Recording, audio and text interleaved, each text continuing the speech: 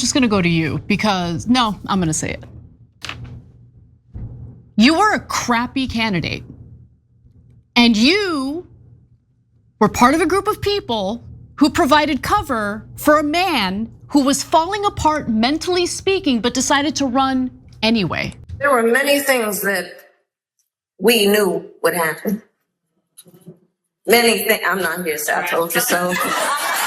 She may have told the American people, she may have warned the American people, but she didn't do it compellingly enough to win. That is the absolute point. And look, when I criticize, I'm criticizing myself. I own this, I'm part of the ticket. And somebody has to come up with a strategy. This is a full-blown meltdown from the Young Turks. The same people who have defended the Democrats at every turn.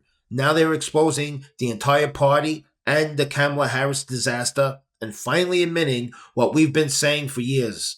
The Democratic Party is a complete joke. Some cracks are beginning to form between Kamala Harris and her 2024 presidential running mate, Tim Walz, with the latter taking issue with something Harris said in public recently.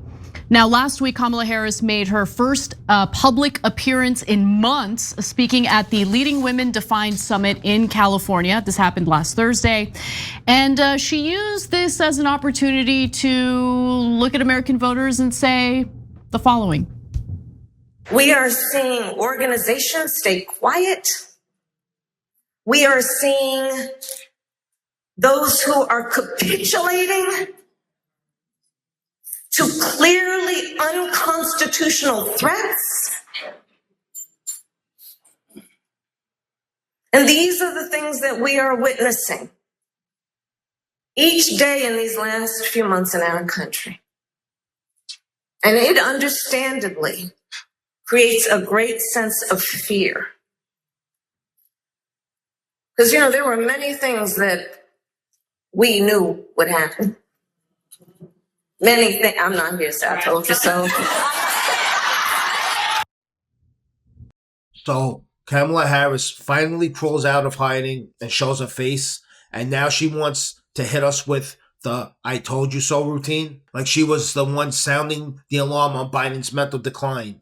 Please. She was right there beside him, parroting the script, doing the fake unity act, pretending everything was fine while the country watched this man crumble on live TV. I'm just gonna go to you because, no, I'm gonna say it.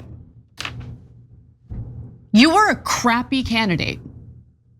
And you were part of a group of people who provided cover for a man who was falling apart mentally speaking, but decided to run anyway. Decided to stay in the race for a month after that disastrous debate against Donald Trump. And then when Biden, the most unpopular sitting president, called you up before the debate and told you, remember, kiddo, no daylight between us, do not differentiate yourself from me, you listened. So to sit there or stand there and give a speech about, I told you so, I told you so.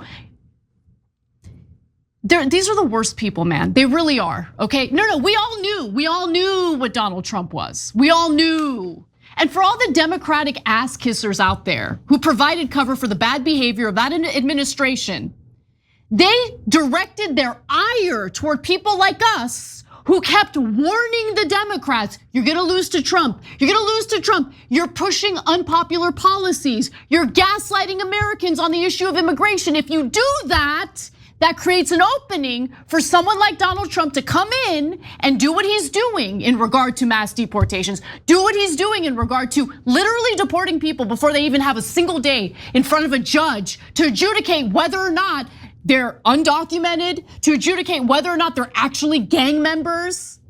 Yeah. So for all, by the way, all the left-wing media folks who directed their ire toward me, and they're like, you see that? Anna's getting what she wants. No, I'm not getting what I wanted. I wanted Democrats to stop gaslighting American citizens and acknowledge what was going on in the country and provide their solutions for it. Too much to ask for. Too much to ask for. Anna's the problem. Big, strong, big, bad Anna. With all of her power, she's the one who swung the election, right? I can't stand these people. They're the worst. They're the worst. Okay. TYT crew finally calls it out. Kamala Harris knew Biden was mentally failing and she still did nothing. Why? Because she was told to shut up and follow orders. That's not leadership. She's a puppet. These people chose power over honesty, corruption over integrity, and now Kamala Harris wants to act like everything is normal, like we're supposed to applaud her for finally stating the obvious. Let alone me.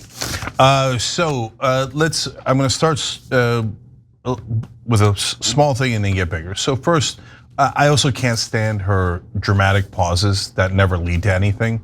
Like, you're supposed to do the pause if you're really gonna deliver a point. Like, I can't stand them. Every politician is taught this. She's so bad at it. They're always anticlimactic. Okay, that's minor. Now you get to the laugh, right? So guys, if anyone can say "told you so," I would argue that it's us. And I would say even more specifically me, okay? So why? And then let's talk about the difference in the "told you so's." Number one, a year and a half ago, we started a campaign, now even longer, I think, to get Biden out of the race. Why? Because we weirdly hate Biden? No, I mean, I'm not a fan of Biden's, but the reason to get him out of the race that early was because he was gonna lose to Trump. And what I kept saying on the show, and we did a petition and Young Turks viewers signed it, they should get all the credit. They were prescient enough all the way back then to say, guys, we're not gonna beat Donald Trump with a guy who can't talk. We at the Young Turks, our viewers have eyes and ears. And we can see that he's super old, can't finish his sentences, mumbles, repeats. He's a disaster. And his popularity is in the 30s. And for an incumbent in the 40s, you always lose. In the 30s, it's almost impossible to win. So these are just facts. He'd lost Latinos, he'd lost young people. It was nearly impossible to win. So we were the ones who cared the most about Democrats winning and Trump losing. So we're like, can you please try to win? And be like, how dare you? Winning is not important, even though we're saying democracy's on the line and the other side is Nazis. Winning is not nearly as important as protecting Democratic leadership. So if Joe Biden, the incompetent man with obvious dementia, if the Mad King says he's staying in the race and we're gonna lose, we all have to bow to the Mad King. You, Young Turks host and audience, and all of you, you guys defying the Mad King is a much bigger crime than Joe Biden's giant ego saying, I don't care if I have dementia, I want it to be me and only me. And I don't care if I lose to Trump, as long as it's me. That egomaniac fool and all of his advisors put us on the ship headed straight toward an iceberg. And we kept screaming, it's an iceberg straight ahead. And they would yell at us, oh, look at these guys warning about an iceberg. It's your fault, you created the iceberg. No, we didn't, you incompetent fools. Then what did we say?